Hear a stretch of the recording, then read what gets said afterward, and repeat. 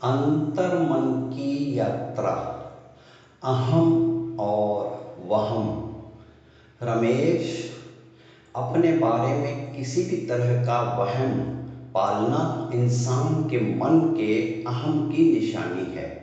सच से आंखें चुराना, सच्चाई से दूर भागना, अपने बारे में खुशफहमी और वहम वो दलदल है जिसमें एक बार धंसने के बाद बाहर निकल पाना अशक्य हो जाता है। रेगिस्तान के ऊंट की तरह स्थिति को देखा अनदेखा करके रेत में मुंह छुपाकर खुद को सुरक्षित मान लेने का वहम ही हमारा शिकार हो जाने का कारण बन जाता है। इंसान के शरीर में स्थित मन के घोड़ों की बागडोर अगर हमारे सारथी रूपी अंतर्मन के हाथों में है तो हम सुरक्षित रहते हुए हमारे जीवन के रण मैदान की समस्त समस्याओं पर विजय प्राप्त करने के प्रति आश्वस्त रह सकते हैं। हमारा जागृत अंतर्मन अगर सारथी है तो हमारी इंद्रियों के घोड़े हमारे वश में रहकर हमारी इच्छानुसार दिशा में दौड़कर जीत का वर्ण करेंगे, वरना तो भटकाव भरी यात्रा हमारे पूरे जीवन को निरर्थक बना देगी। सो इंसान के हित में है कि अपने गुमान और अहम के दबाव में अपने बारे में ऐसा कोई वहम न पाले जो हमें ले डूबे।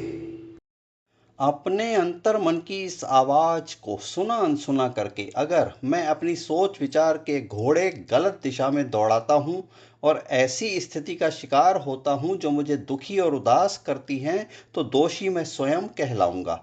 मेरी अपेक्षाएं अगर किसी की उपेक्षाओं से आहत होती हैं तो इसका दोष किसी और के सिर नहीं हो सकता। मुझे अपने अंतर्मन के सारथी के हवाले रहकर अपने जीवन रथ को हाँकना चाहिए, इसी में मेरी भलाई है।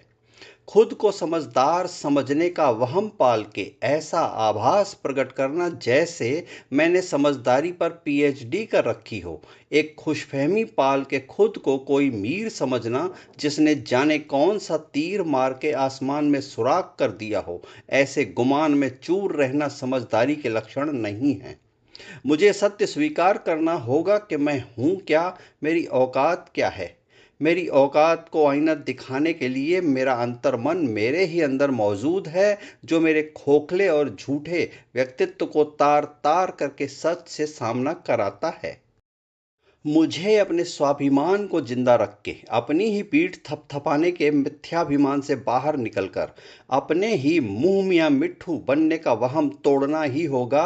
अपने अहम के झरने में नहारते रहने से कुछ हासिल नहीं होगा। ये मेरा वहम ही है जो मुझे उदास और दुखी करता है कि मैं YouTube पर बहुत अच्छे अर्थपूर्ण पारिवारिक सामाजिक ऐसे वीडियो बनाता हूँ जो सभ्यता और शालीनता के दायरे में उपयोगी होते हैं और नैतिकताओं का पाठ पढ़ाते हुए अच्छे बुरे की तमीज़ का ज्ञान कराने वाले होते हैं।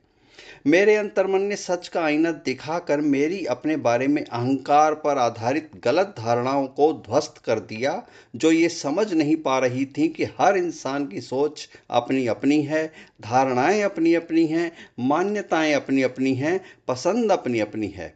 किसी को भी मैं अपनी सोच और धारणाओं को फॉलो करने के लिए बाध्य नहीं कर सकता, दुराग्रह नहीं कर सकता कि मेरे वीडियो देखें और सुने ही।